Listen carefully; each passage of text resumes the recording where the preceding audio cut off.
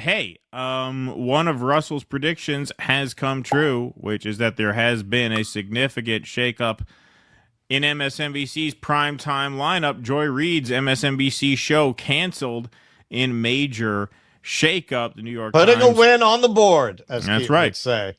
Yeah, Russell is you on know the what? board. Well, because everything that they were saying about how they were going to try to change the brand, how on earth could they not fire Joy Reid? Although now I'm going to surprise you a little bit. This is going to be a little bit of a curveball. Joy Reid may be the greatest race hustler on the air right now. And that's saying something. If she were to say, why not Joe and Mika? She'd have a point. I gotta say, she'd have a point. Is she Maddow? She brings in more money. Well, yeah, Maddow. Do Joe and Mika? Right. Like Joy Reid's no worse than Rachel Maddow, but she doesn't bring in the money. So you could make an argument for why she'd go and not Maddow. But why not Joe and Mika? Are they any less fucking cringe and deranged than Joy Reid is? Right. Right. That's true. That's true. She'd have a point there. Joy Reid's evening news show on MSNBC is being canceled, part of a far-reaching programming overhaul orchestrated by Rebecca Cutler, the network's new president. Two people familiar with the changes said. The final episode of Miss Reid's 7 p.m. show, The Readout, is planned for some time this week, so they're letting her say farewell. So I'm sure we'll have something to cover on that later this week. According to the people who were not authorized to speak publicly. The show, which features in-depth interviews with politicians and other newsmakers, has been a fixture of MSNBC's lineup for the past 5 years. MSNBC is planning to replace Miss Reid's program with a show led by a trio of anchors: Simone Sanders Townsend, a political commentator and former Democratic strategist; Michael Steele, a former chairman of the RNC; and Alicia Menendez, the TV journalist, The People said. They currently We're not racist. We promise we're not racist. Well, yeah, they wanted to do that. They currently co-host The Weekend, which airs Saturday and Sunday morning. So, yes, they're basically moving a weekend morning roundtable show into primetime. I just want to point out that is the daughter of disgraced, corrupt lawmaker Bob Menendez. Bob Menendez, yes, exactly. So they have Simone Sanders, who used to work for Bernie and then worked for Biden, and insisted that she had, sincere change of hearts on all the different issues that differentiate Bernie from Joe Biden. Then they have Michael Steele. To be fair, so did Bernie. Right, yeah, exactly. Then they have Michael Steele, and then, yes, daughter of criminal Bob Menendez. The programming shakeup is the first major change made by Ms. Cutler, who was appointed president this month. Ms. Cutler has been drawing up a new programming lineup to jumpstart the network's ratings, which have outperformed rival CNN but lagged behind the longtime ratings leader, Fox News. Other major changes are expected at MSNBC. In January, Rachel Maddow, the network's best-known anchor, returned to hosting her 9 p.m. show 5 days a week during the first 100 days of the Trump administration, after having scaled back to only Mondays. At the time, the network said that Alex Wagner, who had hosted the 9 p.m. show 4 days a week, would return at the end of April. That is no longer the case. Instead, MSNBC is planning to appoint a new anchor to fill Ms. Wagner's spot, the two people said. A likely candidate for that hour is Jen Psaki, a former White House press secretary in the Biden administration, who hosts shows on Sunday at noon and 8 p.m. on Mondays, the people said, though adding that this decision hasn't been finalized. So Wagner is out? Is that the upshot? Yeah, Wagner is out too. I mean, there was no rationale to give her a show. She has no audience. Yeah, who was watching that? It never made any sense. Yeah, they were just keeping the seat warm for Maddow, basically the time slot. And now that they have Maddow for 100 days, they're going to have to come up with some sort of star to fill that void. But it's going to be very, very difficult, as we knew. And this was kind of foreshadowed back at the end of last year. Of course, this was from December 21st, when MSNBC hosts Stephanie Ruhle and Joy Reid taking pay cuts following major ratings slump. So Maddow's pay cut was $5 million, from $30 million a year to $25 million a year. Now, there have been conflicting reports as to what Joy Reid's salary was. Wasn't anywhere near that. I've heard some reports say it at $3 million. Some reports put it up to $8 or $9 million. You can never really tell. It's like finding like when you Google celebrities' net worth. A lot of that is bullshit. A lot of that nobody really knows. Who knows? But we do know it was a small fraction of what Maddow gets paid. She is the marquee star over there. So Gays for Trump says happy Joy Reid fired from MSNBC Day. There are lots of reasons to hate Joy Reid, but this is what did it for me. 6 years ago, homophobic tweets were found on her Twitter, and this was how she explained how it happened. Girl, please. So this is from Gays for Trump. Here is Joy Reid responding to allegations that she wrote homophobic blog posts, giving one of the most pathetic denials, if you could even call it that you'll ever see in one of these contexts. That I support and that I deeply care about is hurting because of some despicable and truly offensive posts being attributed to me.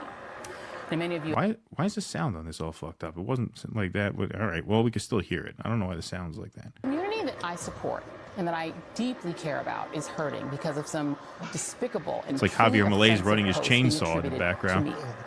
And many of you have seen these blog posts circulating online and in social media. Many of them are homophobic, discriminatory, and outright weird and hateful. When a friend found them in December and sent them to me, I was stunned. Frankly, I couldn't imagine where they'd come from or whose voice that was. In the months since, I've spent a lot of time trying to make sense of these posts. I hired cybersecurity experts to see if somebody had manipulated my words or my former blog. And the reality is they have not been able to prove it. But here's what I know. I genuinely do not believe I wrote those hateful things. What do you mean? I genuinely do not believe I wrote those hateful things. And this is at the height of cancel culture. Like this, she got away with this shit when you could get fucking canceled for using a slur when you were in like the third grade. And she fucking got away with this. They kept her on the air. And MSNBC was leading the cancellation parade at this time.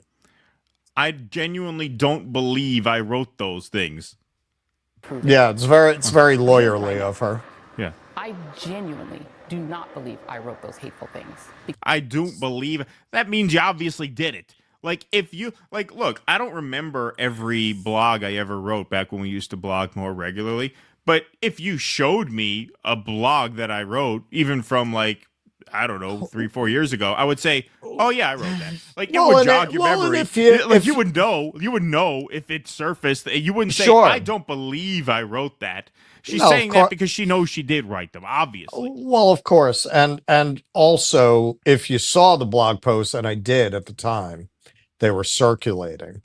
It sounds like her. Miserable, nasty fucking person who, called the Bernie movement like the sponging roommates, like it sounded like her just at a time when you could get away with calling Charlie Chris essentially gay, right? Back when she could get away with that, it was very much her personality style, just a nasty, miserable person. And speaking of nasty, miserable people, something I will never forget from this period, you want to see what a miserable, sociopathic fucking whore Rachel Maddow is. She fucking put out a tweet after that saying, I've never been more proud of my colleague Joy Reid than I am right now. Threw her own community under the bus like that. That is what little integrity Rachel Maddow has. She pure psychopath. Yeah. Yep. Absolutely. Absolutely. And a lot of people are dredging that up now that she's out because obviously no tears shed for Joy Reid. Here's a more recent example. This is one of my favorite recent clips of Joy Reid comparing Biden surviving a COVID infection to Donald Trump surviving getting shot in the head. I haven't seen this. Yeah, I think you did. I think it's been a while. I think you will remember, or you'll give a Joy Reid like answer. I can't believe I don't remember seeing this. I should have remembered seeing this, but yeah, this is pretty funny stuff. On that, these two men are both elderly. Donald Trump is an elderly man who, for whatever reason, was given 9 seconds to take a iconic photo op during an active shooter situation. Weird situation. We'll figure that out one day. But his survival of that and bouncing right back and going right to his convention is being conveyed in the media world as a sign of strength. This current president of the United States is 81 years old and has COVID. Should he be fine in a couple of days?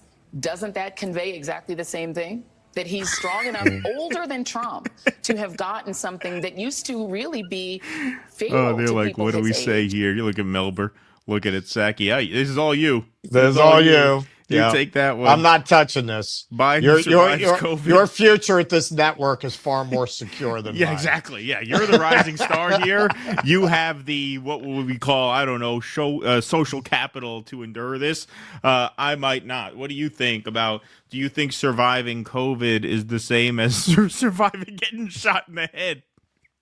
Let's see what she says. I forget what she responds to. So if he does fine out of it and comes back and is able to do rallies, isn't that exactly the same? I mean, it's not exactly the same. It's not the same incident, but it's an elderly man coming through out of an illness. It should. It should, yeah. It should. Now I remember it because I remember that. Yeah, I remember that more than I remember Joy Reid, like Saki trying to figure out how to get out of this segment. A deer in the headlights look. Yeah, it should. It should. No. Fatal to people. Joy Reid is just an incredible dingbat and such a transparent and over the top and deranged race hustler. Just absolutely crazed with just, if 5 million Latinos could go vote for Trump and she'd call them white adjacent. She couldn't call them white supremacists, like just absolutely foaming at the mouth, deranged. Like if the worst of anti-racism, identity politics, grifting was a person, it would be Joy Reid. Like that is all she is and nothing else, essentially. Yeah. Now, Ryan Grimm has another thought on this.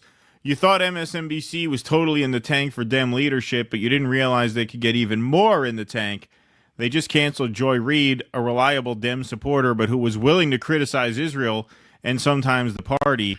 She's been replaced by a Biden spokesperson, Michael Steele, former RNC chair, and Alicia Menendez, daughter of Senator Bob Menendez and brother of Representative Menendez. But that's not her fault. Alex Wagner, also willing to criticize Israel and Democrats sometimes, is being replaced by Jen Psaki. Amazing. Yeah, that got a lot of play. As you can see, 154,000 views. I don't think that's it. I think they are in what a lot of sports teams go through after they have a few losing seasons in a row. They go into what we call rebuilding mode, where you sell off a lot of your top talents and you use that to try and cultivate new talents who might not crush it in the short term, but might grow into rising stars in the long term. That's the boat that MSNBC is in now. Now, Maddow is the whole network, so they can't get rid of her. I mean, they just can't, then they'd have really nothing. But everybody else, yeah, they're going to be shuffling a lot around because they have to rebrand. And it won't be the first time MSNBC has rebranded. Don't forget, Cenk Uygur used to have a show at MSNBC. Crystal Ball used to be on MSNBC. Phil Donahue used to be on MSNBC. Ed Schultz, right. Those are some of the more left figures than Dylan Ratigan. Hayes and Reid. Dylan Ratigan used to be on MSNBC. They've also had right-wing figures on MSNBC. Pat Buchanan used to be a staple on MSNBC. Monica Crowley. Michael Savage had a call-in TV show on MSNBC, and he got fired because did he? I didn't even know that. I didn't know Savage had a show there. Yeah, he got fired because he told one of the callers to die of AIDS, and so they fired him. He told one of the callers to go die of AIDS, and that was his last show.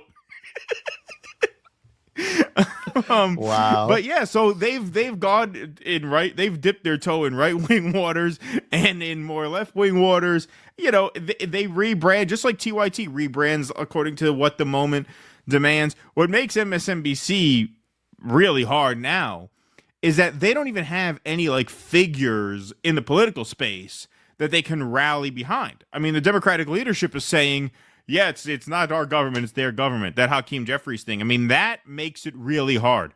That makes it really hard when like the biggest star in the party now, the only guy who can draw is Bernie, oddly enough, who on his bullshit anti-oligarchy tour filled 2 rooms, 2 packed houses. So what are they going to do? They're going to gas up Bernie Sanders? I mean, they'd rather go right wing again than do that. So like they're in a very, very difficult spot. Like they're trying to rebrand, they're trying to retool, but how?